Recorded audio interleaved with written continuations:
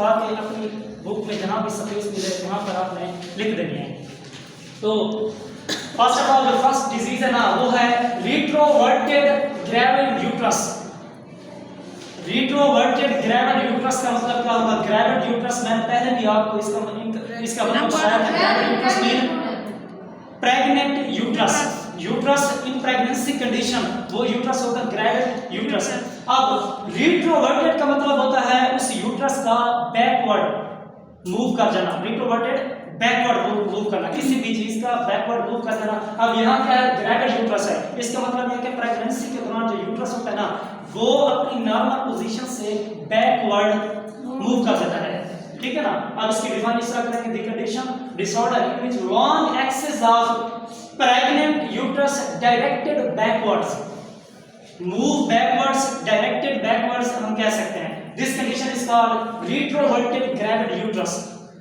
आपने gravid uterus का mean याद रखना है, इसके अलावा रिट्रोवर्टेड का मीन याद रखना है। Retroverted backward gravid uterus during pregnancy condition, ठीक हो गया।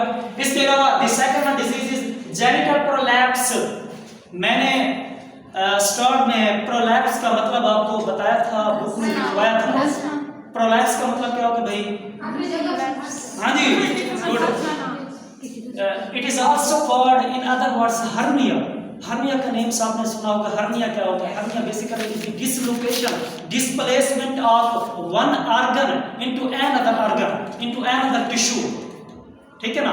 और प्रोलैप्स भी इस हर्निया का दूसरा नेम है। यहाँ मैंने बुक में इस ब्रैकेट में लिख दिया, it is also the form of hernia, ठीक है ना। हम इस प्रोलैप्स को हर्निया भी कह सकते हैं या हर्निया को प्रोलैप्स कह सकते हैं। ये क्या होगी? Dislocation, displacement of one organ into another, या फिर डिसलोकेशन के बजाय हम इधर डिसेंडिंग भी लिख सकते हैं। This is the same word, dislocation, displacement, descending. The descending of uterus into the vaginal walls due to the weakness of pelvic floor muscles and ligaments। समझ आ गया ना। अब जेनिटल प्रोलैप्स को उस जेनिटल्स किसकी जेनिटल्स की बात हो रही है? हम मेल की नहीं हो रही भाई, जेनिटल्स मेल की नहीं, फीमेल जेनिटल्स की बात हो रही है ड्यूरिंग प्रेगनेंसी, क्योंकि ये प्रेगनेंसी रिलेटेड डिजीज है ना, ठीक है ना। ये जेनिटल्स प्रेग्नेंट मदर्स की बात हो रही है। तो प्रोलैप्स मीन के डिसलोकेट हो जाना। अब जेनिटल में कौन से? जेनिटल में तो सारे आ जाते हैं भाई। जेनिटल में लेबिया मेजोरा, लेबिया मेजोरा वगैरह वगैरह, ठीक है ना। मगर आप ये बात हमेशा रखना, जो डिसलोकेशन या डिस्प्लेसमेंट होती है ना मोस्टली वो यूट्रस की वेजिना के साथ होती है, या वेजिना की यूट्रस के साथ होती है, या वेजिना अपनी पोजीशन से, नॉर्मल पोजीशन से डिसलोकेट कर जाएगा यूट्रस की तरफ, या मोस्टली यूट्रस डिसलोकेट कर जाता है, नीचे आ जाता है थोड़ा सा वेजिना की तरफ, ठीक है ना। तो हम इसकी डिफाइन इस तरह कर सकते हैं, the proper define, the descending of the uterus into the vaginal walls, देखिए, due to the weakness of pelvic floor muscles and ligaments। This is the modified definition. हमने कभी एक वंस अपॉन अ टाइम, ठीक है ना, हमने कभी इसे नर्सिंग में पढ़ा था, वंस अपॉन अ टाइम, यही डेफिनेशन मॉडिफाइड, मुझे वो वाली याद थी, मैंने वही आपको दिखा दिया, ठीक है ना। The descending of uterus into the vaginal walls due to the weakness of pelvic floor muscles and ligaments. This condition is called genital prolapse. इसके अलावा the third one disease is carcinoma of stomach. Carcinoma का मतलब जहां आ जाना, आपने समझ लेना है। Carcinoma is the other word, the second name of cancer, ठीक है ना। सी से कार्सिनोमा भाई, सी से कैंसर, कार्सिनोमा, ठीक है ना। कैंसरस भी कह सकते हैं, cancer. And this is the second one या other name of cancer। अब इसकी क्या डिफाइन करेंगे? कैंसर होता क्या है बेसिकली आपको ये भी बता दूं। Cancer is the abnormal irregular growth of cells। जहां पर भी हमारी बॉडी में एबनॉर्मल या इर्रेगुलर ग्रोथ हो जाती है सेल्स की, तो फिर वो क्या बन जाता है? कैंसर बन जाता है। पहले क्या होता है भाई? ट्यूमर्स बनते हैं। फर्स्ट ऑफ ऑल क्या होता है भाई? ट्यूमर्स बनते हैं। वही ट्यूमर्स या तो बिनाइन होते हैं या तो मैलिग्नेंट होते हैं, ठीक है ना। अगर मैलिग्नेंट होंगे वो कार्सिनोमा में चला जाएगा, कैंसरस में चला जाएगा। मैलिग्नेंट का मतलब क्या होता है भाई? एक टिश्यू से दूसरे में घुस जाना, ट्रांसफर हो जाना, ठीक है ना। और बिनाइन क्या होते हैं भाई? लोकलाइज होते हैं, एक जगह पे स्टे करते हैं, वो लोकलाइज नहीं होते। मैलिग्नेंट समझ आ गई? अब इसकी डिफाइन इस तरह करेंगे, origination of cancerous cells from the cervix part of the uterus, this condition इसका carcinoma of the cervix in pregnancy. Simple सी डेफिनेशन मैंने आपको, मॉडिफाइड भी है, सिंपल भी है, ठीक है ना।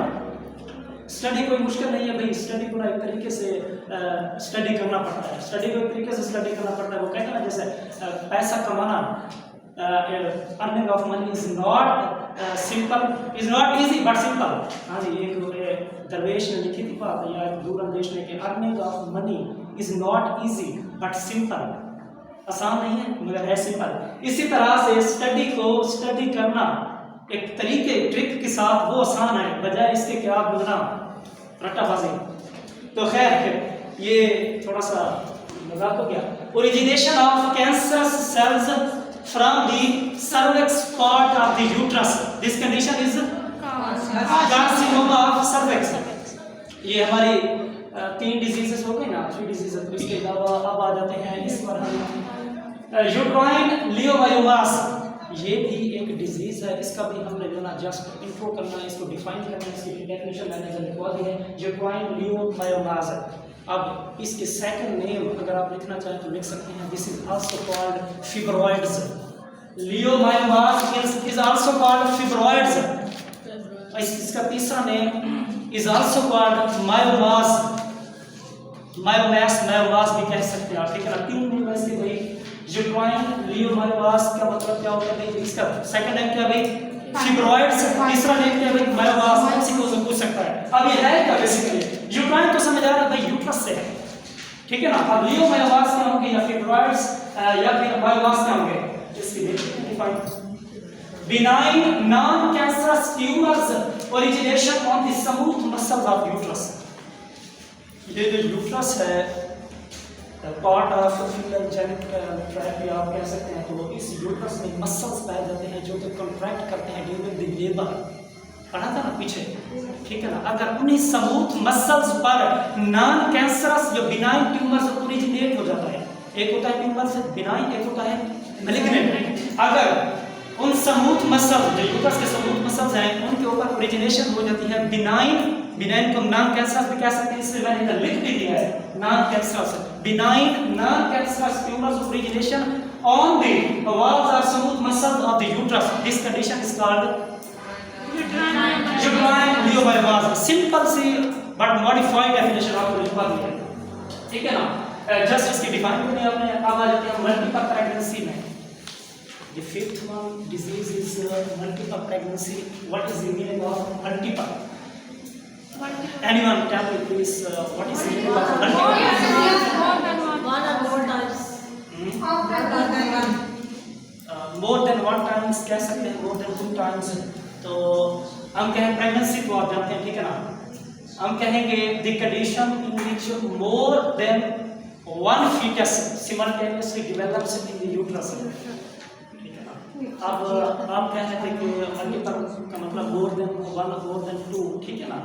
तो अब यहाँ पर थोड़ा सा डेफिनेशन में मेरे ख्याल में मैंने या चेंज लिख दिया है इस तरह, थोड़ा सा आपने गलत बताया भाई। आपने कहा कि किसी भी मदर्स का एक से ज्यादा मर्तबा प्रेग्नेंट होना वो कहलाता है मल्टीपल प्रेगनेंसी। मैं इस बात से इत्तेफाक नहीं करता, आप सही होंगे, ठीक है ना। मगर मैं कहता हूँ कि एक ही दौरान एक ही पीरियड में मतलब ट्विंस का हो जाना जैसे, या ट्रिपलेट्स डुप्लेट्स का मीन के मदर वो प्रेग्नेंट हुई है, सही है, पहली बार है, दूसरी बार, तीसरी बार, एक ही बार हुई, मगर उसकी यूट्रस के अंदर जो कंसीव करने वाला फीटस है ना वो एक नहीं होगा। मैं ये कहना चाह रहा हूँ, ठीक है ना। आपने ये ठीक बताया कि मल्टीपल का मतलब होता है मोर देन वन, मगर इसकी जो डिफाइन है प्रॉपर ये बनेगी कि the condition in which more than one foetus simultaneously develops in the uterus of the mother. समझ आ गई इसकी? सिमल्टेनियस का मतलब होता है कहीं एक ही टाइम में, condition in which more than one foetus simultaneously develops in the uterus of mother, this condition is called multiple pregnancy. This disorder is called multiple pregnancy। ये भी pregnancy related disorder है। अब इसके अलावा the last one, sixth one is the teenage, teenage pregnancy। teenage pregnancy। अब teenage को आप जानते होंगे 13, 14, 15, 16, 17, 18 and 19. 20 कह सकते हैं नहीं कह सकते? 11, 12 कह सकते हैं इसमें? नहीं भाई। टीन एज क्या होगी? टीन एज 13 से 19 साल तक, ठीक है ना। वो कहते हैं कि the condition in which pregnancy is occur in teenage girls under the age of 20 mostly teenage, मैंने ब्रैकेट में लिख दिया है 13 से 19, ठीक है ना, इसकी डिफाइन होगी। The condition in which pregnancy mostly occurs in teenage girls under the age of 20 and mostly age कौन सी होगी? ब्रैकेट में मैंने लिख दिया है 13 से 19, 13 से 19 साल बच्ची में अगर प्रेगनेंसी हो गई है तो उसे क्या कहेंगे? टीनेज प्रेगनेंसी, ठीक है ना, जो कि आगे जाके बहुत सी कॉम्प्लिकेशन की वजह बन सकती है। ये प्रेगनेंसी रिलेटेड डिसऑर्डर है जो कि आगे जाके बहुत सी फर्दर कॉम्प्लिकेशंस की वजह बन सकती है। तो ये था हमारा आज का टॉपिक। आपको ये चीज़ें बुक से नहीं मिलेंगी, लिहाजा आपने अपनी बुक में यहाँ से लेकर ना वो राइट कर लेना है, ठीक है ना। ये अच्छी सी मॉडिफाइड फॉर्म वाले जो है डेफिनेशंस मैंने आपको लिखवा दी हैं, जस्ट आपने करनी है इनकी डेफिनेशंस हैं। यहाँ से एमसीक्यूज भी बन सकता है या फिर एससीक्यूज वगैरह भी आ सकते हैं, ठीक है ना।